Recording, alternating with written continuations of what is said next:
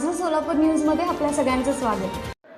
Police ठाण्यात दाखल अर्जाच्या चौकशीवरून भविष्यात होणाऱ्या गुन्ह्यातून आरोपीचे नाव कमी करण्यासाठी व तक्रारदाराच्या नातेवाईकांना अटकपूर्व जामीन देण्यासाठी सहकार्य करण्यासाठी 10 लाख रुपये लाचेची मागणी करून 5 लाख रुपयाची लाच स्वीकारताना मंगळवेढा पोलीस ठाण्यातील दोघा पोलीस कर्मचाऱ्याला पुण्याच्या लाचलुचपत प्रतिबंधक विभागाने प्रजासत्ताक दिनाच्या पूर्वसंध्येला झालेल्या कारवाईने पोलीस दलात खळबळ उडाली आहे।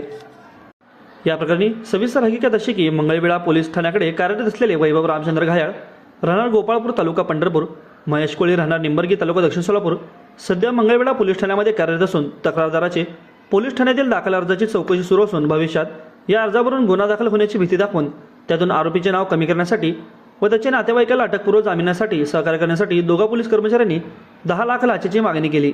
त्यापैकी 5 लाखाची लाच स्वीकारताना या दोघांना रंगेहात पकडले। ही कारवाई लाचलुचपत विभागाच्या पुणे विभागाचे पोलीस उपअधीक्षक उमेश पाटील, पोलीस निरीक्षक किशोर कुमार खाडे, ऋषिकेश बडणेकर, प्रीतम चौगुले, अजित पाटील यांच्या पथकाने केली। माझं सोलापूर न्यूज या यूट्यूब चॅनलला सबस्क्राईब करा आणि बेल आयकॉन प्रेस करायला विसरू नका।